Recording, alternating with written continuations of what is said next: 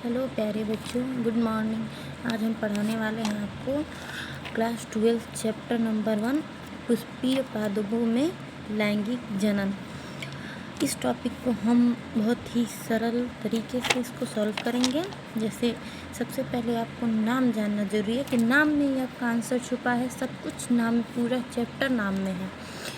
तो जैसे कि आपको पता चल रहा होगा, पुष्पीय पादपों में लैंगिक जनन।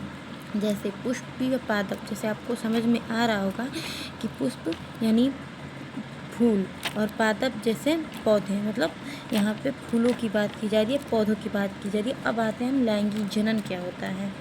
तो लैंगिक जनन होता है कि लैंगिक जनन में अगर दो मेल और फीमेल का कार्य होता है, मेल और फीमेल उसको मिल के किसी अपने जैसे संतान की उत्पत्ति करते हैं, उसको लैंगिक जनन कहते हैं। आगे बढ़ते हैं हम। आगे हैं आवृत बीजी पादप। आवृत बीजी पादप क्या होते हैं?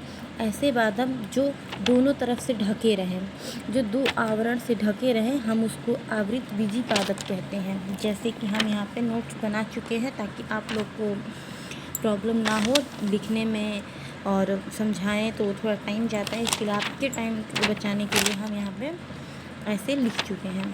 तो क्या लिखे हम? ऐसे बीज जो आवरण से ढका होता है, जो फल के अंदर पाया जाता है। आवृत बीजी पादपों में पुष्प पाया जाता है, मतलब जो दोनों तरफ से ढका होता है, जो दोनों तरफ से बीजों से ढका होता है, उसको आवृत बीजी पादप कहते हैं, जो कि पुष्पों में पाया जाता है। पुष्प के अलावा और कहीं नहीं पाया जाता है, जो पुष्प को उत्पन्न करता है। ठीक, आवृत बीजी पादप हो गया। उसके बाद हमारा दूसरा टॉपिक क्या है? जनन।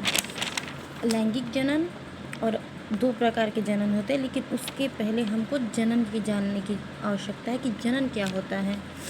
जनन वो होता है जिसमें हम अपने जैसे संतान को उत्पन्न करते हैं, अपने जैसे संतान को पैदा करते हैं, उसको जनन बोलते हैं। ठीक, जनन वही चीज़ होती है बस।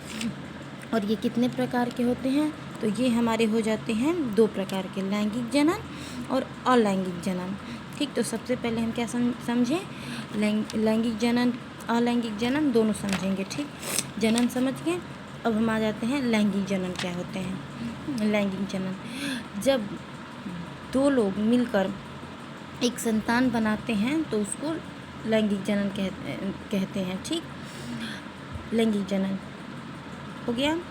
दो युग्मक, जिसमें दो युग्मक बनते हो, दो युग्म दो व्यक्तियों का कार्य होता है, उसको लैंगिक जनन कहते हैं। ठीक, अब आ जाते हैं अलैंगिक जनन क्या होता है, जिसमें किसी एक या मादा या नर किसी एक की आवश्यकता होती है, उसको अलैंगिक जनन कहते हैं। जिसमें युग्मक ही नहीं बनते, निषेचन ही नहीं होता, उसको हम अलैंगिक जनन बोलते हैं। ठीक, तो नोट्स आप देख सकते हैं।